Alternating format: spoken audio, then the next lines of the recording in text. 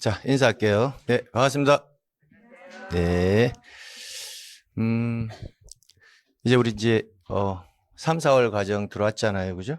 그래서 3, 4월 과정은 이제 어떻게 공부할 것이고, 그다음 3, 4월 과정에서는 어떤 내용을 강의할 건지를 좀 전달을 할게요.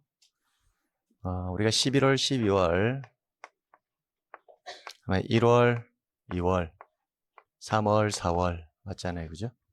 그럼 11월, 12월에는 우리가 개념, 이해, 더하기, 개념 완성, 여기에 좀 치중을 해서 했고요. 1, 2월 달에 이제 기본 강의, 이제 3, 4월 달에 우리 커리큘럼에는 핵심이라고 되어 있는데, 저는 핵심이라기보다는 핵심 및 심화, 이렇게 저는 명칭을 잡습니다.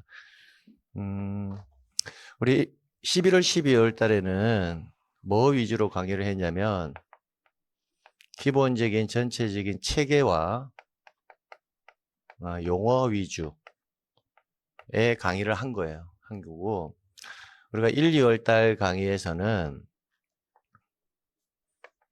기본적인 체계를 잡는 것은 물론 거기에 반복적으로 이제 용어에 관한 내용도 했고요. 그 다음에 시험에서 시험을 봐야 되니까 우리가 필수 암기 사항들 이제 위주로 해서 이렇게 공부를 했다라는 거예요. 근데 사실 우리가 필수 암기 사항 이렇게 공부를 하면서 필수 암기 사항에서는 기본적인 이해와 암기가 있어야 될 건데, 우리 공시법이 지적법하고 등기법으로 두 개 나눠져 있잖아요. 그죠? 그럼 지적법이든 등기법이든 기본적으로 우리가 이해가 안 되면 지문을 암기해 나갈 수가 없거든요. 그렇기 때문에 1, 2월 달에는 제가 지적법에 조금 치중을 해서 강의를 했단 말이에요. 지적법에. 왜냐하면 1, 2월 달에 등기법에 치중해서 강의를 할 수가 없었던 이유가, 기본적인 민법적인 내용을 좀 알고 있어야 등기법은 조금 원활하게 진행이 되는데, 1, 2월 달에 여러분이 민법적인 어떤 지식이 조금은 미비하다라는 거예요. 그래서 1, 2월 달에는 제가 뭘 위주로 강의를 했냐면 이제 지적법 위주로 강의를 했다고요. 이제 그리고 나서 이제 3, 4월 달로 올 거잖아요. 그죠? 그럼 3, 4월 달에 오게 되면 이제 체계라든지 용어라든지 이런 게 빠져버린다고요. 빠져버리고 기본적으로 이제 핵심 사항들을 뭐 해 나가야 된다. 요약 정리를 해 나가야 된다고요. 나가면서 뒤에 뭐라고 돼 있다? 심화라고 돼 있잖아요. 그럼 심화 이 부분은 어느 파트를 이야기하는 거냐면 등기법 파트를 이야기하는 거예요. 등기법.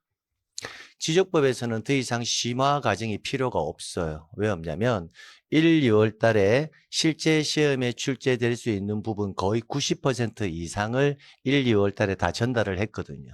그래서 3, 4월 달에는 지적법은 1, 2월 달에 전달할 내용 전달 다 했기 때문에 지적법은 이제 뭘 위주로 강의를 해 나갈 거다. 이제 암기 위주로 강의를 해 나갈 거예요. 그럼 이제 암기를 한다면 어떤 부분을 암기해야 될지를 알아야 되잖아요. 그죠? 그래서 옆 섹터에서는 이 부분을 필수적으로 암기해야 된다. 이 섹터에서는 이 부분이 시험에 나올 가능성이 높고 이 부분을 암기해야 된다. 그거 체크하면서 3, 4월 과정은 지적법은 이제 암기 위주로 강의를 할 거라고요. 자, 그 다음에 그럼 지적법에서 선생님 단순 암기가 아니라 그 내용적인 부분까지 나는 충분히 이해해서 가고 싶은데요 하시는 분들은 1, 2월 달 지적법을 들으시면 돼요. 그러니까 3, 4월 지적법은 뭐 위주로 한다? 암기 위주로 한다라는 거. 그래서 나는 지적법의 이해도를 좀 높이고 싶어요 하시는 분은 어디로 가면 된다? 1, 2월 달 지적법을 들으시면 된다고요. 자, 그 다음.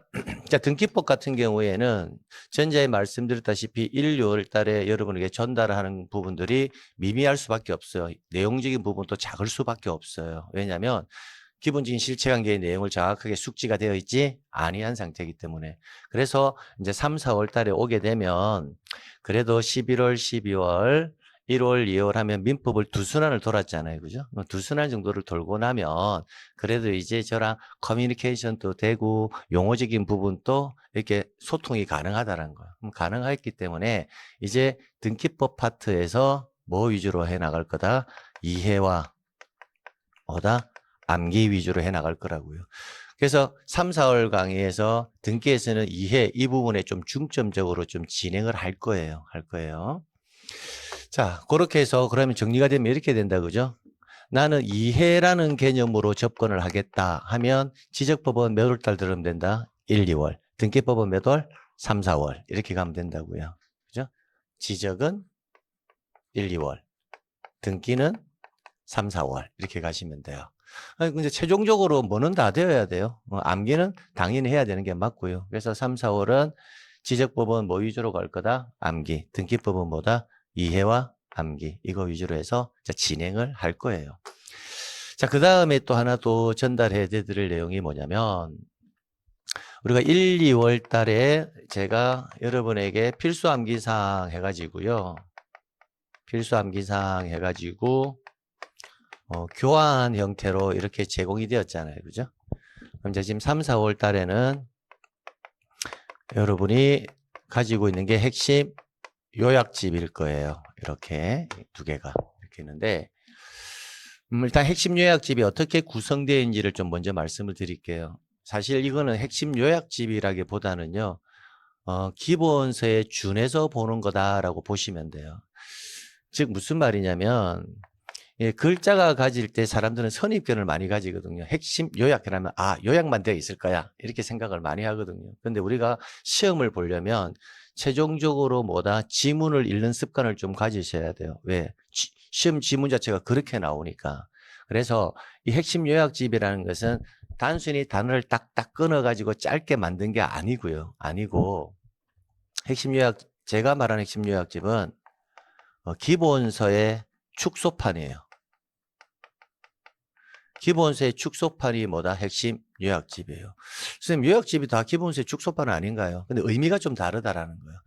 즉, 기본서에서 필요한 부분만 끄집어내어서 넣어놨다는 거예요. 근데 서술을 할 때 시험에 나오는 지문과 거의 흡사하게 서술을 해놨다는 거예요. 그래서 사실은 이 핵심 요약집이라는 표현을 쓰지만 제가 작년까지는 이 핵심 요약집에 제가 갖고 있는 합격 필기 노트라고 있었거든요. 합격 필기 노트를 핵심 요약집으로 만든 거예요. 만든 거기 때문에 나는 선생님 1, 2월 달에 필수 암기사항을 보면서 그 암기사항을 제가 수업을 마치고 봤을 때는 수업을 들을 때는 그 교환에 있는 내용이 무슨 내용인 줄 알았는데 막상 필수 암기사항을 들여다보니까 이게 무슨 말인지를 잘 모르겠어요. 뭐 그런 느낌이거든요. 근데 그 느낌은 사실은 의도된 느낌이에요. 왜 의도된 느낌이냐면 교환을 볼 때 뭔지 몰라야지만 수험생들이 그 부분에 대해서 생각을 한번 더 하거든요. 실제. 그래서 이 핵심 요약집은 이제 강의를 듣고 조금 내가 쉬었다가 뭐야 하고 딱 봤을 때 기본서의 내용까지 내용 부분이 정리가 되어 있기 때문에 이거였구나라고 볼 수 있는 게 이 핵심 요약집이에요. 그래서 기본서 내용에서 필수적인 요소들을 뽑아서 서술형 지문으로 만들어 놨다라는 거. 자, 그럼 선생님 핵심 요약집 이것만 보면 어느 정도 점수대가 가능합니까? 그럼 우리가 100%는 다 말할 수는 없죠. 최소한 90% 이상은 가능하다. 그러면 핵심 요약집 안에서도 걸러야 될 것도 있고 가져가야 될 것도 있는데 실제 강의하는 사람의 입장에서는 일정 부분 다 전달할 수밖에 없단 말이에요. 그러나 제가 전달을 할 때 강도는 얘는 좀 출제 가능성이 아주 높습니다. 얘는 출제 가능성이 보통입니다. 얘는 출제 가능성이 그렇게 높지는 않지만 고득점을 위해서 공부하시는 분들은 이 부분까지 가져가시면 됩니다. 라고 하면서 강의를 진행할 거라고요. 그럼 고득점을 노리는 사람은 여기에 제가 거의 없을 거라고 생각하거든요. 그래서 이제 고득점을 노리시는 분들이 가져가야 될 부분은 제가 간단하게만 언급하고 갈 거예요. 그러니까 선택 여부에 따라서 여러분이 가져가실 분들은 가져가고 버리실 분들은 버리는 거예요. 근데 시험에 반드시 출제가 됩니다. 출제의 개연성이 좀 높습니다. 라는 부분까지는 가져가야 가셔야 돼요. 그러면 그까지 가져가시면 최소 한 80% 이상은 봐야 된다는 거예요. 그 이유가 뭐냐면 선생님 우리 시험은 60점이잖아요. 100점에 몇 점만 맞으면 된다? 평균 60점만 맞으면 되면 60%만 좀 해주시면 안 되나요? 이런 분들도 계세요. 확 줄여가지고. 또 강의하시는 분들 중에서도 그렇게 있죠. 여러분 60점 받는데 그럼 60% 정도의 내용만 가져가라. 근데 그거는 들었을 때 이론상으로는 맞아요. 맞는데 그럼 제가 60%를 가져갔어요. 그럼 40%는 모른다는 거잖아요. 그럼 내가 가져간 60%를 다 맞춰야 된다는 말이거든요. 그렇잖아요. 예를 들어서 우리가 문항수가 40문항인데 40문항 중에서 내가 60% 정도의 수준으로 공부했다면 24문제를 맞추기 위해서 공부한 거거든요. 그럼 60% 정도의 수준으로 공부했다면 나머지 40%는 듣지도 보지도 못한 문제라는 거예요. 그죠? 그럼 듣지도 보지도 못한 문제는 결국은 뭐 한다? 찍어야 한다라는 거거든요. 그러면 여기에서 우리가 60% 내가 공부한 분량만큼 다 맞춰야 24문제가 되는데 실제 이론상으로는 맞지만 실제 시험에 들어가 보면 내가 공부를 하고 암기를 했다고 해서 그게 다 맞출 수 있는 게 아니거든요. 그러면 여기에서 뭐 한 19개 정도 맞았다 하면 이 16개에서 5개를 커버해야 되는데 그럼 보지도 듣지도 못한 문제를 가지고 찍었을 때 5개 이상이 나오면 그 애는 아주 운이 좋아서 나는 합격하는 거고 찍었는데 2개 맞으면 열심히 했지만 뭐 한다? 떨어지는 거고 이런 현상이 발생되거든요. 즉 요행을 바라서는 안 된다라고 저는 생각해요. 그래서 강의는 충실하게 여러분도 한 80%까지는 가져가셔야 한다. 여기에서 80%를 가져가서 즉 32문제 정도를 맞출 수 있도록 공부를 하고 거기서 실수를 몇 개 하더라도 안전하게 실수 몇 개 하더라도 24개에서 몇 개, 25개 정도는 안전하게 확보해 놓고 그 다음 여기에 나머지 8개 정도에서 찍어서 1개, 2개 가져가서 안전하게 안착을 해야 되지 60%의 짧은 내용의 공부 가지고 들어가기에는 조금 불안하다라는 거예요. 그래서 강의 내용은 제가 약 한 80% 이상은 강의를 좀 할 거고요. 그리고 그 중에서 반드시 이건 해야 됩니다라는 것들이 있잖아요. 그것만 챙겨가셔도 24개는 충분히 나와요. 그래서 출제 가능성이 아주 좀 높은 부분들 위주로 해서 등기법도 해나갈 예정입니다. 자, 그 다음에 이제 마지막으로 전달을 해보면 이제 1, 2월 달에 봤던 필수 암기사항 이 교환이 있잖아요. 이 교환은 잘 보관을 해놔야 돼요. 왜 잘 보관해야 되냐면 이 교환은 여러분이 지금은 잘 모르지만 이 교환은 언제 써먹을 거냐면 항상 모의고사를 매달 치잖아요. 모의고사를 이제 3월부터 모의고사를 4월 이렇게 계속 쳐 나갈 거거든요. 이렇게 모의고사를. 그 모의고사를 계속 쳐 나가게 되면 치기 전날이나 2, 3일 정도에 한 번 정도는 보고 들어가야 되잖아요. 그죠? 보고 들어갈 때 이 필수 암기사항 얘네들을 한번 빠르게 보고 들어가는 게 좋다라는 거예요. 왜냐하면 필수 암기사항들은 실제 내용이 굉장히 압축되어 있거든요. 압축되어 있기 때문에 시험장 들어가기 전에 보고 갈 수 있도록 한 달에 한 번 정도는 볼 수 있도록 잘 보관해놔란 말이에요. 해놓고 이제부터 공부할 거잖아요. 집에서 공시법 최소한 수업 들은 날 한 번 정도는 공부해야 되잖아요. 그럼 공부할 때는 이제 시험장 가기 전까지 핵심 요약집만 본다라는 거예요. 그 말은 뭐냐? 지금부터는 시험장에 10월 26일 날이 시험이죠. 올해. 26일 맞나요? 8일인가요? 아무튼 그래요. 8일인가 6일인가 그렇겠죠. 아무튼 이날 시험장 가기 전까지 여러분은 공시법은 아무것도 보지 말고 시험장에서 갈 때까지 이거 하나만 보란 말이에요. 그럼 앞으로 공시법에서는 많은 자료가 있을 거거든요. 지금 저기서 보는 필수 암기사항 자료도 있을 거고 요약집도 있을 거고 기본서도 있을 거고 나중에 또 특강을 진행하면 특강 자료도 있을 거고 이런 여타 자료가 계속 쌓여요. 쌓이면 이거 봤다 저거 봤다 이거 봤다 저거 봤다 하지 말고 그 자료는 버려도 되고 모아도 상관은 없는데 그거는 여러분의 마음인데 내가 공시법을 공부해야겠다 생각하면 다른 책은 꺼내지 말고 항상 그 핵심 요약집을 꺼내라고요. 내가 공시법을 공부해야 되겠다면 뭘 꺼내라? 핵심 요약집이에요. 선생님 등기법도 그 양이 좀 작던데 그 정도 가지고 되나요? 예, 돼요. 되니까 내가 공부를 해야 되겠다 생각하면 뭘 꺼낸다? 핵심 요약집. 내가 시험을 좀 봐야 되겠다. 모의고사를 다가온다. 모의고사를 좀 봐야 되겠다 하면 빠른 시간 1시간 안에 2시간에 봐야 되잖아요. 그때는 뭘 꺼내라? 필수 암기사항을 꺼내서 빠르게 보고 간다. 그럼 평소에 공부해야 된다. 뭘 꺼내라? 핵심 요약집. 시험을 좀 보러 가야 되겠다. 빠르게 한번 봐야 되겠다. 뭐 해라? 필수 암기사항. 그렇게 연계시키면 된다라는 거예요. 그런데 어느 정도 이제 시점이 다가와요. 7월 달이나 8월 달 아직 여러분에게는 오지는 아니했지만 7월 달, 8월 달 다가오면 여러분은 단권화를 시켜가지고 단권화가 뭐예요? 한 권으로 끝내겠다는 거죠. 단권화를 시켜가지고 계속 핵심 요약집을 봐 나갔을 거거든요. 그러면 차후 7월 달이나 8월 달, 뭐 늦으면 9월 달 정도가 되겠죠. 늦으면.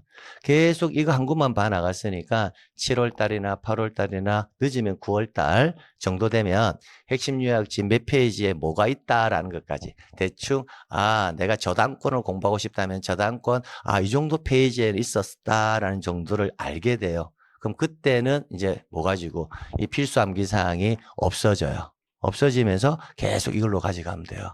근데 필수 암기사항은 제가 시험 볼 때 꼭 보라 했던 이유가 뭐냐면 짧게 빨리 보는 게 자꾸 보다 보면 이 두 개가 서로 융화가 되도록 돼 있어요. 융화가 된다는 의미가 뭐냐면 기본서 내용을 5배로 줄여놓은 게 이거예요. 그러면 핵심 요약집의 내용을 5배 줄여놓은 게 이거예요. 그러면 필수 암기 사항은 실제 기본서의 내용을 10배나 20배 정도 줄여놨다라고 보면 돼요. 그 비율로 따지면. 그러니까 실제로 필수 암기 사항이 가장 많이 축소된 축소본이라고요. 그러니까 이 단어를 빨리빨리 이렇게 보다 보면 이 내용들이 핵심 요약집을 읽어 나가면서 녹아 들어간다고요, 서로. 언제쯤 되면? 7월, 8월, 9월쯤 되면. 그러면 이게 없어도 이것만 가지고도 갈 수 있다라는 거예요. 근데 지금 이걸 보라는 이유는 우리가 시험을 치거나 하면 지금은 여러분이 이걸 2시간이나 1시간 만에 다 못 봐요. 못 보니까 시험용으로 뭐 해라? 이걸 보면 뭐 한다? 빨리빨리 봐 나갈 수 있기 때문에. 그래서 우리는 시험장 갈 때까지 공시법을 공부해야 된다 하면 항상 우리는 뭐만 본다? 다른 거 이제 보지 않고 대한민국에 어떤 좋은 자료가 있어도 보지 않고 뭐만 본다? 핵심 요약집 이것만 본다.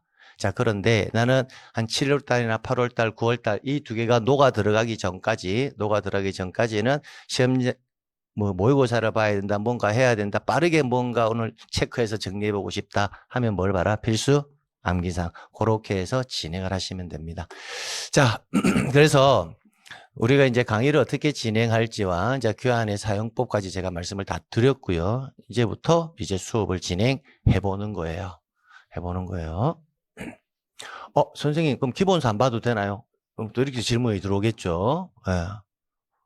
기본서 봐도 돼요. 예. 아니, 제가 보지 말한 건 아니잖아요.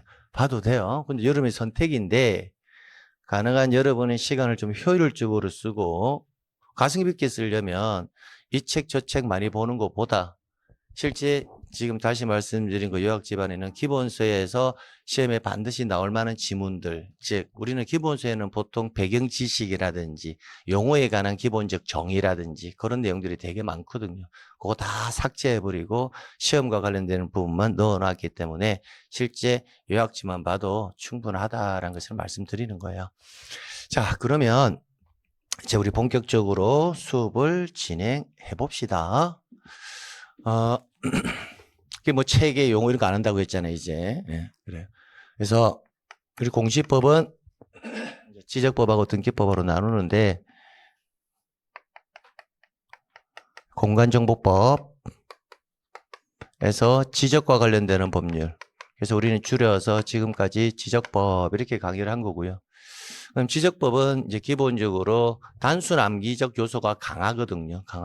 물론 이해를 요하는 부분도 있죠. 근데 단순 암기적 요소를 강한 과목이기 때문에 내가 지금 어느 파트에 무엇을 공부하고 있다라는 것을 여러분이 미리 알고 있는 상태에서 수업을 들어야 돼요. 그래야 그릇을 만들어야 된다는 거예요. 아, 이 그릇에는 어떤 걸 담고 이 그릇에는 어떤 걸 담고 내가 그릇을 만들어 놔야 앞에 있는 반찬을 만들 재료가 굉장히 많을 때, 아, 이 그릇에서는 요걸 담고, 요거 담고, 요거 담고 할 수 있거든요. 그래서 지적에서는 기본적인 법 체계는 잡고 가야 돼요. 법 체계는. 그래서 1월 달에 우리가 지겹도록 했던 내용들입니다. 이제쯤 되면 이 체계는 자연스럽게 되어 있을 거라고 저는 생각이 들어요. 지적이란 것은 토지를 기록해서 외부에 뭐 하는 법이다? 공시하는 법이다. 그잖아요. 그럼 토지를 등록하려면 토지의 등록 단위를 알아야 되는데 그 토지의 등록 단위를 지금껏 우리는 뭐라고 불렀다? 필지. 그죠? 그래서 1필지의 이 토지를 외부에 뭐 하자? 공시하자. 그럼 1필지 토지에 관련되는 일련의 정보가 있을 건데 그러한 정보 안에는 크게 사실관계에 관한 정보와 권리관계에 관한 정보가 있을 거고 그럼 사실관계에 관한 정보에는 토지의 물리적 현황, 토지의 소재, 그 다음 지번, 그 다음 지목, 그 다음 경계, 그 다음 좌표, 그 다음 면적 이렇게요. 그다음에 권리관계는 소유권과 소유권 이외의 권리 중에서 권리관계는 기본적인 사항, 즉 소유권에 관한 사항만 공시되고 있다는 거. 달리 말하면 소유자에 관한 사항만 공시의 대상이라는 거. 근데 지적은 주로 사실관계와 권리관계 중에서 무엇을 다루는 학문이다? 사실관계. 그죠? 그럼 사실관계에 뭐가 있다? 소재, 지번, 지목, 경계, 좌표, 면적이 있다고요. 그럼 이 토지를 지적 공부에 등록하려면 토지의 표시에 관한 사항을 누군가는 조사, 측량을 해서 이를 결정을 해줘야 할 거라는 거예요. 그러면 대한민국에 있는 모든 토지, 대한민국에 있는 무슨 토지? 모든 토지에 대해서 몇 필지 단위로 1필지 단위로 소재, 지번, 지목, 경계, 좌표, 면적을 조사, 측량해서 결정을 해야 지적 공부에 등록을 할 수 있거든요. 그 결정하는 권자가 누구다? 국장이라고 했고요. 그럼 국장이 결정을 했다면 그 결정되어진 정보를 이제 국가가 운영하는 공적 장부인 어디에? 지적공부에 이 결정되어진 정보 등을 기록하는 행위, 그걸 등록이라고 했고요. 그럼 그 등록된 정보를 뭐 해야 되고? 관리해야 되고 그 관리된 정보를 최종적으로 외부에 뭐 하자? 공시하자. 이제 이런 구조잖아요. 그죠? 그러면 일필지의 토지에 관련되는 정보를 조사 측량해서 어디에? 지적공부에 등록하고 등록된 정보를 관리하고 관리된 정보를 외부에 공시한다. 이 구조거든요. 그런데 그럼 이 순서대로 가면 일단 하나의 필지가 어떻게 해서 만들어지는지 여기서부터 학습해야 될 건데 하나의 필지가 만들어지기 위한 요건이 우리 법 조문에 있는데 그 요건과 관련해서는 우리 시험 범위에 해당하지 않기 때문에 우리는 필지의 성립 요건은 따로 학습하지 아니었던 거고요. 그럼 두 번째, 그럼 정보가 결정이 되어야지만 등록을 해 나갈 수가 있잖아요. 그럼 그러한 정보에 뭐가 있는데 소재, 지번, 지목, 경계, 좌표, 면적이 있는데 대한민국의 모든 토지는 소재지가 이미 결정되어 있거든요. 그러니까 우리 법조문에는 소재를 어떻게 결정해라 라고 법조문에 나와 있지는 아니하다고요. 그 다음에 이제 나오는 게 뭐다? 지번이죠. 그래서 우리는 뭐부터 본다? 지번부터 공부하는 거예요. 자, 그래서 우리 이제 지번부터 정리를 한번 해보는 거죠. 첫 번째, 뭐부터 하자? 지번부터요. 그럼 지번은 참고로 여러분 시험이 34회거든요. 29회 시험이 마지막이었어요. 지번은 통상 한 1년 주기. 1년 한 번 쉬면 한 번 나오고 한 번 쉬면 한 번 나오고 물론 연속으로 나오는 해도 있었고요. 근데 유독 29회 이후부터 안 나오고 있다고요. 그러면 30회, 31회, 32회, 33회 4년 동안 안 나왔다는 거죠. 그죠? 그럼 여러분 시험에 나올 가능성은 상당히 높다라고 본다란 말이에요. 근데 참고로 지번은 제가 작년 수업을 할 때도요, 33회 수험 대비 수험생들에게 한 3년 안 나왔으니까 굉장히 출제될 가능성이 높아요 했는데 작년에 안 나왔어요. 그럼 올해는 뭐다? 그 가능성이 더 높아진다라고 봐야 되죠. 물론 뭐 제가 출제위원은 아니니까 여러분 시험에 안 나올 수도 있죠. 그럼 안 나오면 저는 내년에 또 하겠죠. 5년 동안 안 나왔다고 가능성이 더 높아졌다고 뭐 그렇게 강의를 하겠죠. 그 말을 제가 한 이유는 뭐냐면, 제가 출제 가능성이 높다라는 이야기도 쓸 거고요. 얘네들은 거의 100% 나온다라는 말을 쓸 거예요. 그때 그 느낌이 좀 다르다라는 거예요. 거의 100% 나온다는 것은 거의 빠지지 않고 매년 나오는 것들이거든요. 그래서 그런 뉘앙스적인 느낌을 좀 아시라는 거예요. 뉘앙스적인 느낌. 자, 그래서 지번에서 첫 번째 해야 될 것은 지번의 의, 뭐 지번의 정의, 뭐 이런 개념이죠. 그다음에 지번의 표기 방법과 지번의 구성. 세 번째, 지번 부여 방법, 부여 기준, 부여 방법. 네 번째, 지번 변경. 다섯 번째, 결번 대장. 우리가 지난 1, 2월 달 강의를 할 때는 제가 의, 표기와 구성, 지번 부여 기준, 지번 변경까지만 강의했고요. 결번 대장에 대해서는 강의를 안 했거든요. 그래서 지금 하는 내용, 그러면 결번 대장은 그렇게 지문의 필수 지문은 뭐다? 아니었다라는 거. 그럼 시험 이제 안 나옵니까? 그건 아니에요. 최근 10년 동안 딱 한 번 나왔어요. 지번 대장에 결번이 발생하면 지번 대장에 기록하여 영구히 보존한다. 이렇게 해가지고 틀린 지문이 나왔거든요. 그렇게 이제 비중이 높은 파트였더는 아니었다. 근데 이번에 요 내용까지 함께 가져가시면 돼요. 그럼 여기에서 그러면 어디에서 선생님 시험 문제 자주 나옵니까? 이제 그걸 물어본다면 일단 단연코 1순위는 몇 번이다? 3번이에요. 3번. 그러면 지번은 출제 가능성이 상당히 뭐하다? 높다, 낮다? 높다. 이 말이죠. 높다. 출제 가능성이 높은데, 그럼 출제 가능성이 높은 것 중에서 가장 많이 정답으로 결정된 부분은 어디입니까? 이렇게 물어보면 뭐다? 지번 부여 기준이라고요. 그럼 두 번째로 정답이 많이 결정된 부분이 어디입니까? 물어보면 지번의 표기와 구성이에요. 표기와 구성. 그래서 2번, 3번 정도는 기억하시고, 그럼 나머지는 선생님 안 해도 되나요? 그 개념은 아니에요. 제가 체크해 주는 게 첫 번째 공부한 다음에 이거부터 학습하시면서 공부하셔라 라는 것을 말씀드리는 거예요. 그러면 제가 항상 지적법을 강의할 때는 지금부터는 여러분이 뭐 한다? 암기라고 했잖아요. 그죠? 암기. 그러면 판서는 핵심 키워드만 적어 드릴 거예요.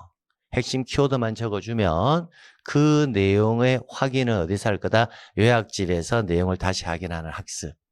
그러면 지금부터 지적법에서 제가 핵심 키워드 적어주는 거 있잖아요. 이거 여러분이 노트 정리를 좀 하시는 게 좋을 거예요.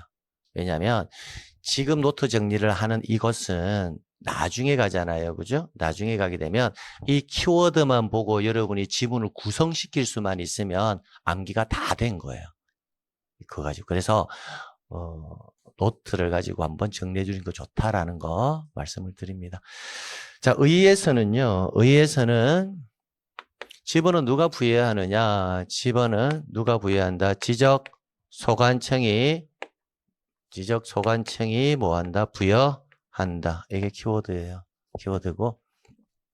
지번의 표기 방법은 뭐로 한다? 아라비아의 숫자로 합니다. 그러나 산자가 들어가고 아라비아 숫자로 표기하는 경우도 있다. 그러면 산자가 들어가는 경우는 언제인가?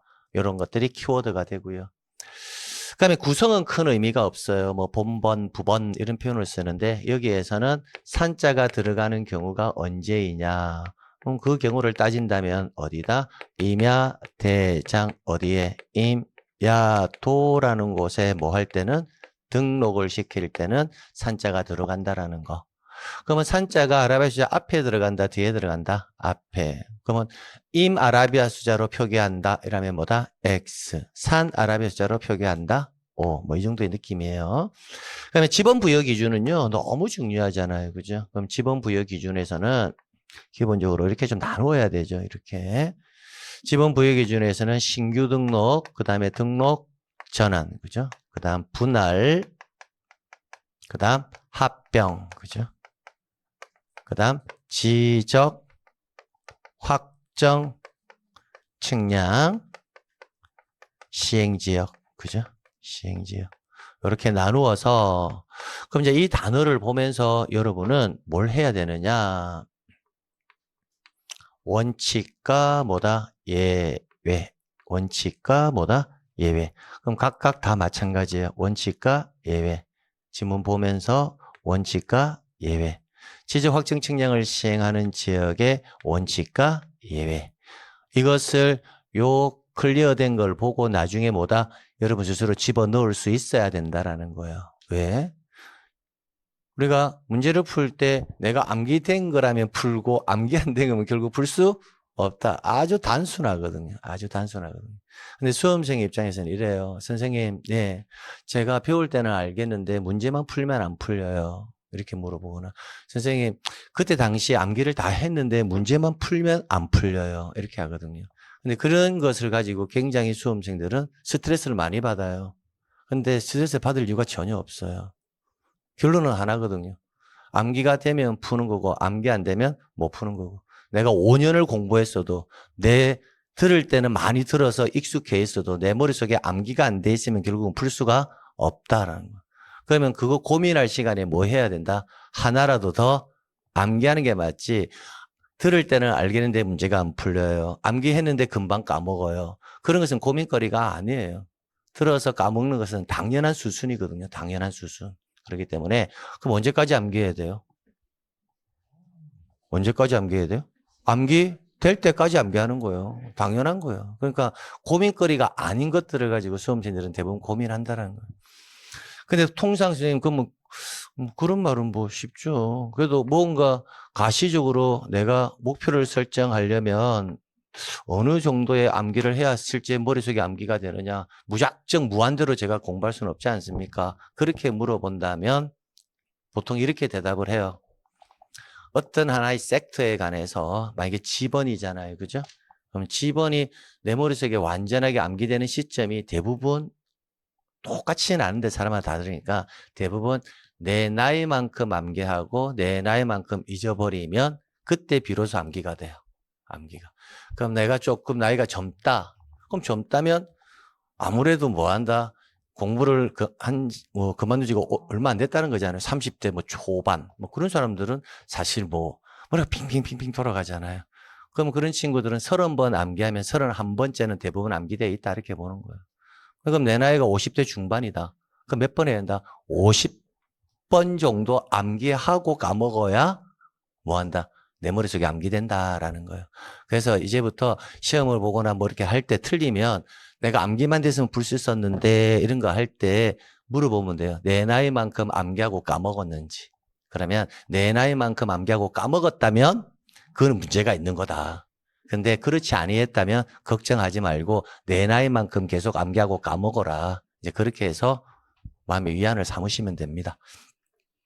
자, 그래서 신규 등록 전환의 원칙과 예외, 분할의 원칙과 예외, 합병의 원칙과 예외.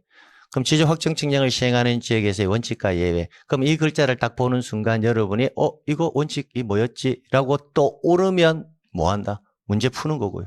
안 떠오르면 못 푸는 거. 그게 끝인 거예요. 자, 그 다음에 지번 변경은요. 지번 변경에서의 키워드는 지번 변경은 누구의 승인사항이다? 시도지사 또는 누구? 대도시시장. 시장의 무슨 사항이다? 승인사항이라는 거. 승인사항이라는 거. 그리고 이 지번 변경은 뭐하고도 연결되어 있습니까? 지적 확정 측량을 시행하는 지역, 이 지역의 지번 부여의 원칙과 예외가 있을 거잖아요. 그죠? 근데 그 방법을 뭐 하는 경우가 있다? 준용하는 경우가 있거든요. 그럼 준용한다라는 말은 준해서 쓰겠다는 거죠. 그러면 준용하는 경우가 몇 가지가 있느냐? 3가지가 있다고요. 우리 법조문에. 그럼 그 3가지를 우리는 하나의 지문으로 여러분하고 저하고 암기를 했거든요. 그러면 준용하는 경우가 지금 떠오르시면 암기된 거고 간단하죠. 그죠? 안 떠오르면 뭐다? 틀리는 거고. 그럼 지금 모의고사를 쳤는데 과거 수업 들을 때는 알고 있었는데 그때 당시는 암기했는데 오늘 망장 모의고사를 쳤는데 다음 아래 보기 사항 중 지적 확정 측량을 시행하는 지역의 지번 부여 방법을 준용하는 경우가 아닌 것은 그럼 나왔을 때 암기된 것 쓰면 뭐 한다? 풀고 안 됐으면 못 풀고 딱 그거라고 심플하다고요. 심플하다고. 그럼 지적 확정 측량을 시행하는 지역의 지번 부여 방법을 준용하는 경우는 세 가지가 있거든요. 그 세 가지를 우리는 이렇게 암기했습니다. 행정지번이 뭐가 되면 확정되면 축척은 종전지번 중에서 뭐로 부여한다? 본번. 이렇게 암기했습니다. 그럼 이 지문을 해석을 할 수 있어야 된다고 했거든요. 이 확정이죠. 이게 뭐다? 지적 확정 측량을 시행하는 지역의 지번 부여는 어떻게 부여한다? 종전 지번 중에서 본번. 이게 원칙이라고요. 그러면 지적 확정 측량을 시행하는 지역에서의 지번 부여의 원칙은 결국 뭐다? 종전 지번 중에서 본번. 근데 여기서는 이제 두 가지를 더 암기해야 되죠. 종전 지번 중에서 본번으로 부여하는데 다만 하자와 흠결이 있는 지번은 부여해서는 안 돼요. 즉 경계에 걸쳐 있는 지번이거나 안과 밖이 같은 지번이 있을 때 그런 지번들은 뭐 해라? 제외하고 종전 지번 중에서 본번. 그럼 지적 확정 측량을 시행하는 지역의 지번 부여의 원칙은 종전 지번 중에서 뭐로 부여한다? 본번. 근데 이 방법을 그대로 준용하는 경우가 몇 가지가 있다? 세 가지. 그게 뭐다? 여기 있는 행정구역 개편, 지번 변경, 축척 변경. 그럼 행정구역 개편과 지번 변경과 축척 변경은 이 방법을 그대로 뭐 한다? 준용한다. 이렇게까지 딱 끝내면 돼요. 그 다음에 이제 결번대장 나오잖아요. 그럼 결번대장은 이렇게 3번 지문의 연장선상에 있는 거거든요. 3번 지문에 우리가 지번을 새로이 부여한다라는 말은 지번을 새로이 부여하게 되면 없어지는 지번들이 있어요. 그 없어지는 지번들을 결번이라고 하거든요. 기본적으로 지번을 새로이 부여하면요. 결번이 발생을 해요. 발생. 그럼 결번이 발생하면 그 결번은 어디에 기록해서 결번대장에 기록하여 이를 영구히 보존한다. 그런데 이제 결번이 발생하지 않는 경우도 있거든요. 대표적으로 뭐다? 신규 등록 이런 거예요. 신규 등록은 최초로 지번을 새로이 부여하는 거잖아요. 그러니까 지번이 결번이 발생한다는 말은 있을 수가 없어요. 그럼 두 번째 분할입니다. 분할은 필지가 계속 생성되거든요. 생성되니까 새롭게 계속 지번만 부여해야지 없어지는 지번은 없어요. 그래서 지번 부여에 있어서 결번이 발생하지 않는 것은 뭐다? 기본적으로 신규 등록과 분할은 결번이 발생하지 않고 그럼 나머지는 다 결번이 발생한다. 그럼 결번이 발생하면 어떻게 해라? 결번대장에 기록하여 이를 영구히 보존한다. 이렇게까지 정리가 되어서 시험장 들어가셔야 된다고요. 그러면 들어가면 그 안에서 첫 번째 출제인이 정답 결정시킬 때는 3번 해서 결정시킬 거고 여기서 결정시키지 않으면 뭐다? 표기. 여기서 결정 안 시키면 의의 이런데 또는 지번 변경 또는 이쪽 이런 데서 결정시킨다고요. 그래서 여기까지 마무리를 딱 해서 가라고요. 그러면 이런 지문들은 좀 정확도를 높이기 위해서 대충 하지 말고 순서에 맞게 내가 이게 나온다면 나는 이거는 절대 틀리지 않을 거야 라는 마음으로 정리해야 된다고요. 근데 우리가 수업을 듣는데 이거는 비중이 좀 다소 떨어질 수 있잖아요. 그럼 떨어지는 애들은 그냥 가볍게 한번 보는 식으로 터치해 가도 된단 말이에요. 1시간을 써야 된다면 전부를 대충 하지 말고 1시간을 써야 된다면 반드시 나오는 것은 절대 틀리지 않겠다라는 마음으로 공부하시는 게 좋다라는 겁니다. 시간 비중을. 자, 이쪽으로 볼게요, 그러면. 이제 해놓고 이제 이렇게 보면서 다시 한번 보는 거예요. 자, 볼게요. 자, 지번이라 함은 지번 부여 지역인 법정 독리를 단위로 필지에 부여하여 지적 공부에 등록한 번호를 말한다. 그 다음에 2번 지문을 바로 볼게요. 지번은 지적 소관청이 지번 부여 지역별로 차례대로 부여한다. 그럼 지번은 누가 부여한다고요? 지적 소관청이 뭐한다? 부여한다. 한다. 이렇게요. 그래서 이런 지문은 단순 지문으로 탁 내기 좋단 말이죠. 지번은 국토교통부 장관이 지번 부여 지역별로 차례대로 부여한다. 이라면 뭐다? X. 뭐 이 정도의 느낌이에요. 그래서 지번은 국장이 차례대로 부여한다. 이렇게 나오면 X 이 정도는 가져가시면 되겠다. 자, 그 다음.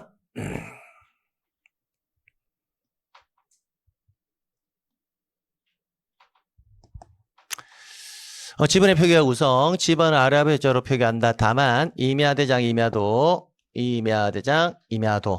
등록하는 토지의 지번은 숫자 뒤에다 앞이다. 앞에 뭘 붙인다? 산자를 붙인다. 정도 됐고요.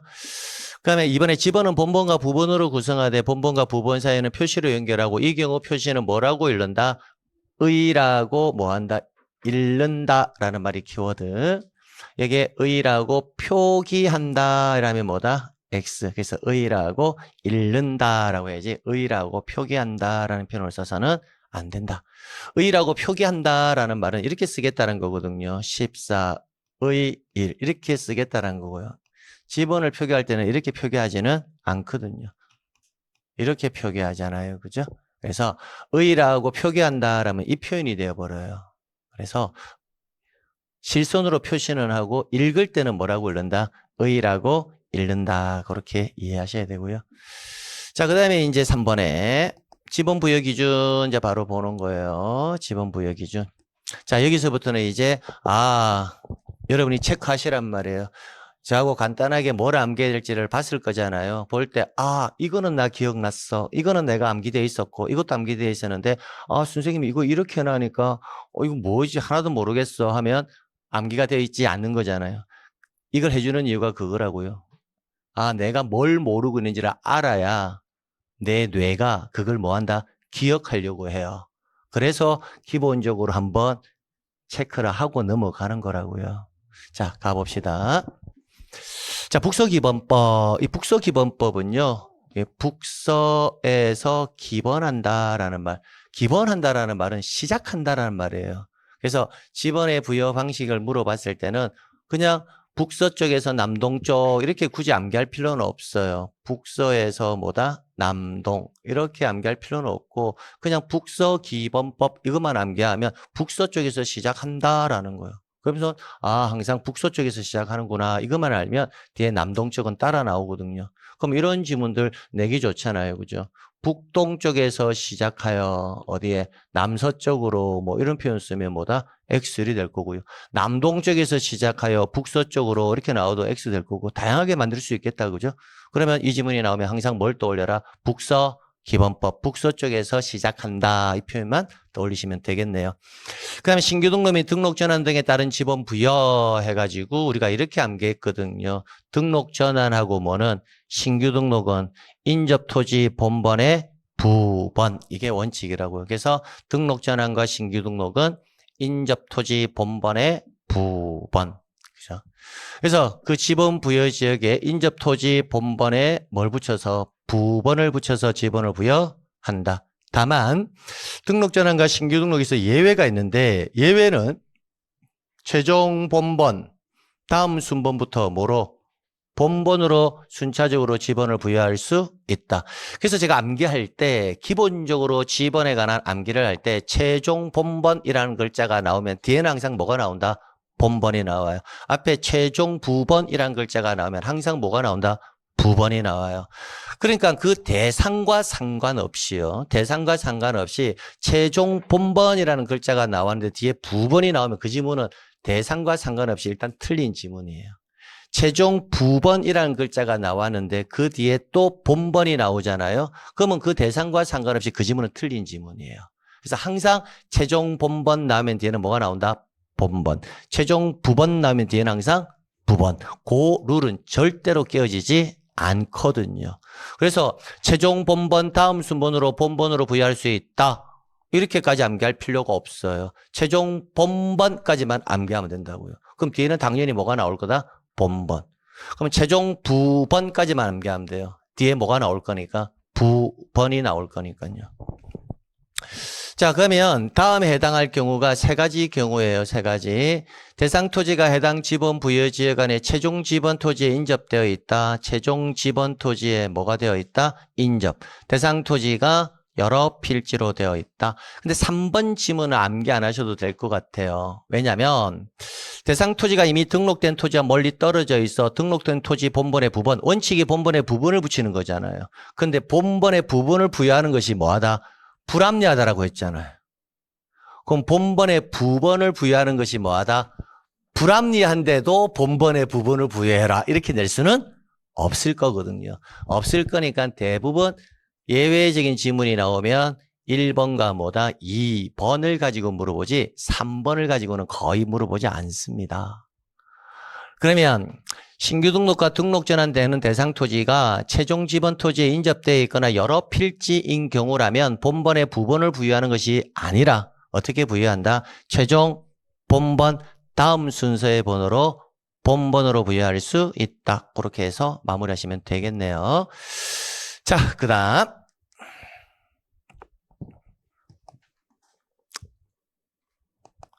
우리 분할은 어떻게 암기했다? 분할은 누가 한다? 부부가 한다. 그렇게 암기를 했습니다. 분할은 누가 한다? 부부가 한다. 그래서 분할의 원칙을 보시게 되면 분할 후 필지 중 1필지의 지번은 뭐로 하고 분할 전 지번. 분할을 하게 되면 기본 필지가 한 필지가 있다면 세 필지로 나누게 되면 그 기존 한 필지는 기존 지번을 그대로 쓰겠다라는 거예요. 그 나머지 필지 지번 2개가 부여돼야 되잖아요. 그럼 그거 부여할 때 최종 뭐다? 부번 다음 순번으로 뭘 부여한다? 부번. 그러면 최종 부번이라고 읽으니까 뒤에 뭐가 따라 나오더라? 부번이 따라 나온다는 것을 알 수가 있잖아요. 자, 그 다음 예외는 잠시 있다고 보고요. 합병은 뭐라고 되어 있다? 빠를수록 좋다라고 되어 있잖아요. 그럼 합병은 뭐 하다고요? 빠를수록 좋다. 그 말은 뭐다? 가장 빠른 지번 부여하라는 거예요. 합병은 빠를수록 좋다. 그럼 가장 빠른 지번이 뭐다? 순위 지번을 부여하라는 거예요. 다만 합병 전 지번 중 본번으로 된 지번이 있다면 본번 중에서 뭘로 부여해라? 순위 지번. 그래서 합병은 기본적으로 가장 빠른 지번을 부여하면 되겠구나. 다만 본번으로 구성된 지번이 있다면 본번 중에서 가장 빠른 지번으로 부여하라는 거예요. 그러면 분할에 있어서 분할을 암기할 때는 어떻게 암기하면 된다? 분할은 누가 한다? 부부가 한다. 그럼 부부가 한다라고 암기해놓고 그게 뭔지 알면 된단 말이에요. 부부니까 최종 부번 암기하면 뒤에 뭐가 따라 나온다? 부번 이렇게. 합병은 뭐 할수록 좋다? 빠를수록. 빠르다. 가장 빠른 거 순위 지번. 다만 본번으로 구성된 게 있다면 본번 중에서 가장 빠른 선순위 지번으로 됐어요. 자, 근데 예외인데 예외는 분할 합병을 같이 보는 게 좋아요. 자, 분할에서 예를 보면 여기에 키워드가 이거거든요. 주거, 사무실 등의 건축물. 이게 키워드예요. 합병 또 보세요. 뭐가 나와 있다? 주거, 사무실 등의 건축물 이렇게 나와 있잖아요. 그러면 분할 합병에 있어서 주거, 사무실 등의 건축물이 나왔을 때는요. 원칙을 적용하지 아니하고 예외가 부여되는데 분할할 때 주거, 사무실이 건축물이 있는 필지에 대해서는 분할 전에 지번을 우선 부여하라라는 거예요. 그럼 주거, 사무실 등의 건축물이 있다. 그러면 그 건축물의 지번이 변하지 않도록 건축물이 있는 지번을 분할 전의 지번으로 먼저 부여해놓고 나머지 지번들을 부여하라라는 거예요. 그러면 합병 경우에도 그 지번을 합병 후의 지번으로 부여하여야 한다라고 되어 있잖아요. 그러면 똑같은데 차이점 하나가 분할에는 신청하는 때라는 말이 없는데 합병에는 어떤 단서가 붙어 있다? 신청하는 때에는 단서가 붙어 있다는 게 차이점이라고요. 그러면 기본적으로 분할과 합병에 있어서는 주거 사무실의 건축물이 있다면 기존 지번을 그대로 지키고자 하는 습성이 있다라는 거예요. 습성이 있기 때문에 먼저 기존에 있던 건축물이 있던 지번을 우선 부여해 주는데 분할에서는 별도의 신청이 없어도 우선해서 부여해 주는 거고 합병은 반드시 그 건물이 있는 토지 소유자가 뭘 해야 한다? 신청을 해야 건물이 위치한 지번을 합병 후의 지번으로 부여해 해준다라는 겁니다. 그러면 설문에서 주거, 사무실 등의 건축물 딱 나왔을 때는 머릿속에 뭐가 떠올라야 된다? 분할에는 신청이라는 말이 들어가지 않고 합병에는 신청이라는 말이 들어간다. 그거 두 개가 떠올라야 된다고요. 그래서 분할인 경우에 신청하는 때에는 이런 글자가 여기 들어가 있으면 그 지문은 뭐 한다? 틀린 지문이 된다는 거 조심해란 말이에요. 합병은 뭐가 들어가야 되고 신청하는 때에는 이 말이 들어가 줘야 하고요. 됐죠? 자, 그 다음에 이제 출제위원이 이제 봤을 때 대부분 지금까지 문제를 한번 내어봤더니 이제 출제위원의 입장에서 좀 문제를 좀 내어봤더니 출제 입장 내어봤더니 신규 등록과 등록 전환, 분할, 합병 이걸 내니까 수험생이 잘 맞추더라는 거야. 그러니까 최 근래에 나왔던 5년 동안의 문제 유형들의 정답의 결정 요소들은 대부분 지적 확정 측량을 시행하는 지역에 지문이 더 쏠려 있어요. 왜? 이 내용이 가장 어려운 것 같아요. 준용하는 경우도 있고 하니까. 그래서 내용도 많잖아요. 하나의 지분 부여인데. 그래서 이 부분 특히 조금 더 신경 써서 정리해 두실 필요가 있습니다. 자, 이렇게 놓고요. 조금 쉬었다 정리하도록 할게요. 네.